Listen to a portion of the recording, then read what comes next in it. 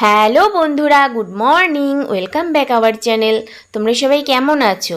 আশা করি তোমরা সবাই ভালো আছো, আমরাও ভালো আছি। বন্ধুরা, আজ কিন্তু আমি সারা দিনের কাজকর্ম শেয়ার করছি না, মানে সেই সকাল থেকে রাত পর্যন্ত আমি যা যা করছি সেটা আজকে আমি তোমাদের সঙ্গে শেয়ার করব। আমার আর্লি মর্নিং একদম ঘুম থেকে উঠেই যে কাজগুলো করি সেইগুলো, মানে রান্না বসানোর আগ পর্যন্ত যে কাজটা থাকে সেই কাজটাই। দেখো, ঘুম থেকে উঠেছি, উঠে নিচের ঘরেরও দরজা জানলা খুলে চলে এসেছি একদম রান্নাঘরের দরজা জানলা সব খুলে দিয়ে লেগে পড়েছি বাসি কাজ সারার জন্য। প্রথমেই আমি বাসনগুলোকে মেজে নিয়েছি। কি বলো তো, এই 2-4 দিন ধরে বৃষ্টি হচ্ছে তো রাত্রেবেলা না আমার একদম ওপরে উঠতে ভালো লাগে না। ওই খেয়ে দিয়ে কোনো রকমে রান্নাঘরটা গুছিয়ে রেখে নিচে নেমে যাই, বাসনটা আর মাজছি না। আবার গরম পড়লে হয়তো শুরু করে দেবো মাজা, তা সকালবেলা উঠে সেই বাসন মাজাটাই সেরে নিচ্ছি। আমি কিন্তু এখনও পর্যন্ত নিজে ফ্রেশও হইনি। বললাম না, দরজা জানলা খুলে দিয়েই একদম ওপরে চলে এসেছি দরজা জানলা খোলার জন্য।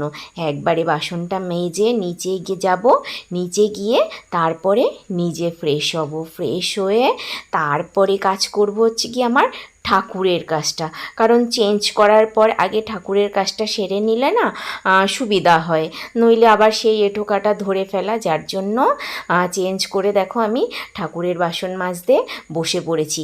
এটা কিন্তু আমি মানে রোজ করি, তোমাদের সঙ্গে সেভাবে শেয়ার করা হয় না, কিন্তু এই কাজটা আমার রোজকার কাজ। তারপর চলে আসলাম ঘর ঝাড় দিতে।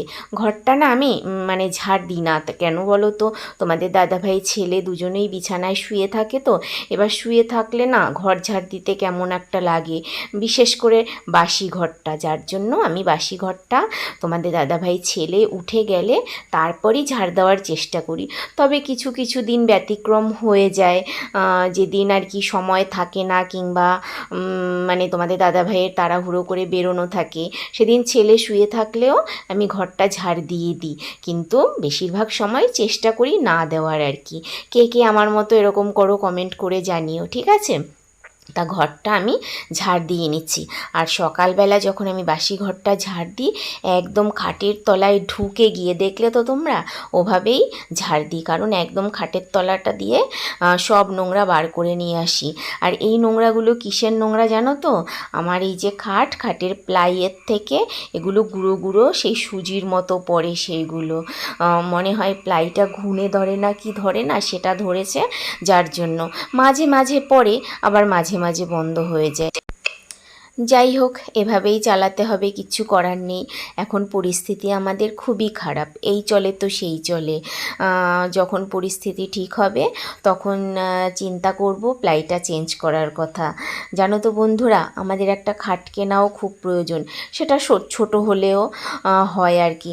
কারণ কি বলো তো, ছেলেকে যখন পড়াতে আসে না, তখন তোমাদের দাদাভাই যদি বাড়িতে থাকে, ডিউটি না যায়, তো বাইরে ঘুরে বেড়াতে হয়, কিংবা ছাদে গিয়ে বসে থাকতে হয়।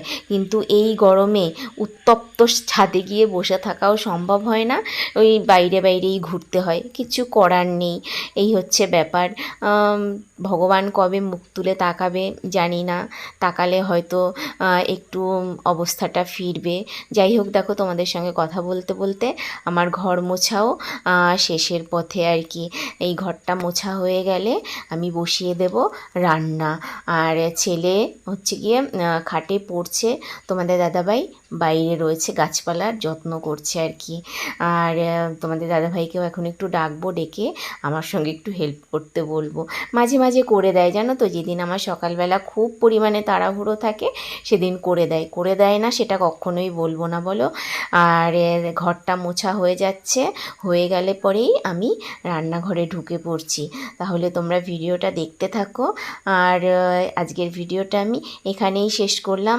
আর আমার এই সকালবেলার কাজকর্মগুলো তোমাদের কেমন লাগলো কমেন্ট করে জানিও। আর তোমরা তো কেউ কমেন্টই করো না গো, লাইক তো করোই না, আর শেয়ার তো দূরের কথা। তোমাদের ভালো লাগলে প্লিজ একটু লাইক করো, কমেন্ট করো, শেয়ার করো। তোমাদের একটা লাইক আমাকে অনেক দূর নিয়ে যাওয়ার জন্য উৎসাহিত করবে, আর ভিডিও করার উৎসাহটাও বেড়ে যাবে। আর এখন প্রচণ্ড পরিমাণে গরম পড়তে শুরু করেছে আবার। বেশ কিছুদিন কিন্তু ভালোই ছিলাম বলো, 2-4 দিন যাই হোক, বৃষ্টিটা যতদিন ছিল একটু ঠান্ডা ঠান্ডা ছিল, কিন্তু এখন তো আর সেটা নেই। তাহলে আজকের ভিডিওটা আমি এখানেই শেষ করলাম। আর তোমরা যতটা সম্ভব প্রোটেকশান নিয়ে রাস্তায় বেরিয়েও আর নিজেদের প্রতি খেয়াল রেখো, কেননা এখন গরম যত বাড়বে মানুষের শারীরিক প্রবলেমও ততই বাড়তে থাকবে।